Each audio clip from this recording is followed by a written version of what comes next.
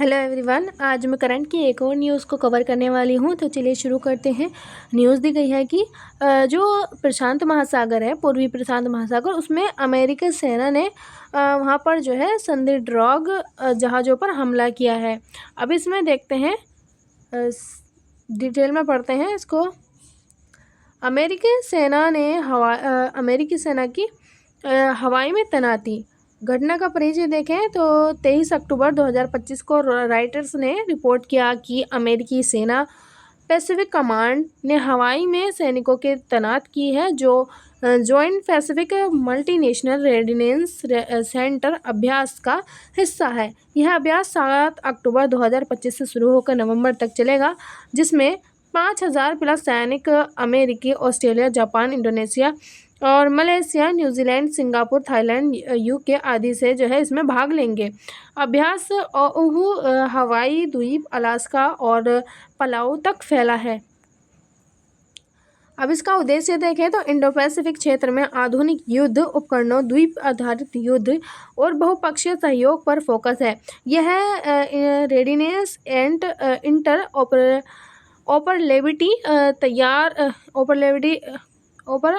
Operability को मजबूत करने के लिए है। भौगोलिक एवं रणनीति संदर्भ को देखें तो हवाई की भूमिका हवाई अमेरिकी इंडो पैसिफिक कमांड का केंद्र है, जो प्रशांत महासागर के 100 मिलियन वर्ग किलोमीटर क्षेत्र को कवर करता है। यह पर्ल हार्बर हमले के बाद से रणनीति महत्व का केंद्र रहा है, जहां USARPAC का मुख्यालय फोर्ट शाफ्टर में है।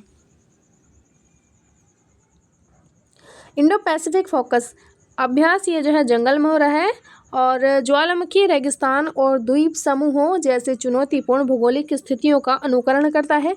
यह द्वितीय विश्व युद्ध की तरह पैसिफिक आइलैंड वॉरफेयर को फिर से जीवंत करता है, लेकिन आधुनिक मिसाइल सिस्टम जैसे कि मिड रेंज क्षमता के साथ इसको करता है।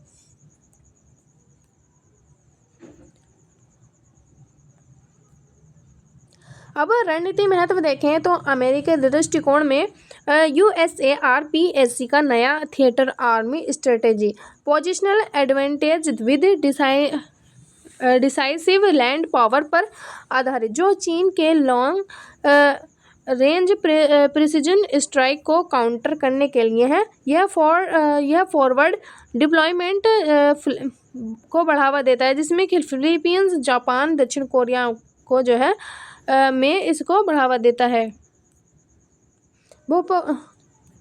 अब इसमें बहुपक्षीय सहयोग की बात करें तो 10+ देशों की भागीदारी क्वाड, जैसे कि जिसमें क्वाड है, क्वाड में कुछ देश हैं USA, इंडिया, जापान, ऑस्ट्रेलिया और AUKUS जैसी पहलों को मजबूत करते हैं। उदाहरण देखें तो जापान के साथ सिंगिंग एक्सरसाइज, चीन केंद्रित अभ्यास, चीन की ताइवान या दक्षिण चीन सागर महत्वाकांक्षाओं का प्रत्यक्ष जवाब।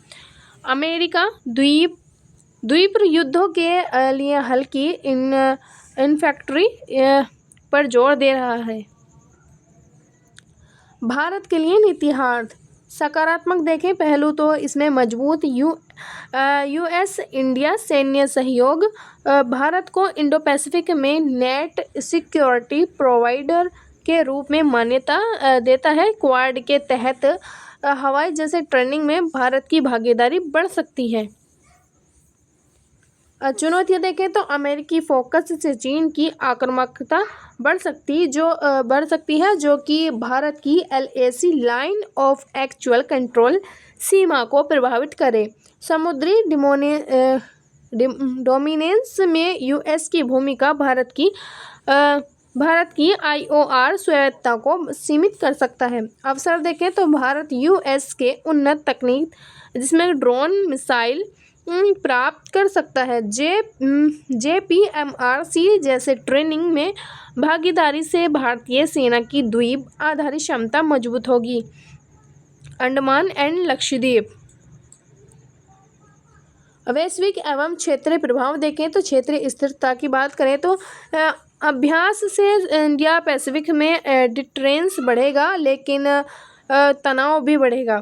चीन के एंट्री एक्सेस एरिया डिनायल रणनीति का जवाब एशियन देश के लिए सुरक्षा गारंटी है। वैश्विक शक्ति संतुलन की बात करें, यूएस का पिवट टू एशिया, जो कि ओबामा युग से अब पैसिफिक पुश बन गया है। रूस चीन गठबंधन को काउंटर है। अब इसमें पर्यावरण या मानवीय पहलुओं की बात करें तो हवाई की जैव विविधता पर प्रभाव, लेकिन डिजास्टर रिलीफ जैसे 2023 मई वाइल्ड फायर्स में USARPAC की भूमिका में सहयोग। निष्कर्ष एवं आगे की दिशा देखें तो कुल मूल्यांकन की बात करें तो यह तैनाती यूएस की इंडो पैसिफिक प्राथमिकता को रेखांकित करता है, जो वैश्विक व्यवस्था में शक्ति संतुलन को प्रभावित करेगी। भारत के लिए स्ट्रेटेजिक ऑटोनॉमी बनाए रखते हुए सहयोग बढ़ाना जरूरी है।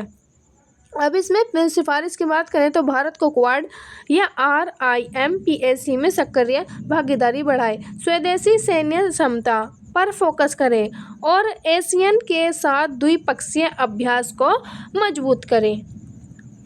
तो बस आज के लिए बस इतना ही, मिलते हैं नेक्स्ट वीडियो में, तब तक के लिए थैंक यू।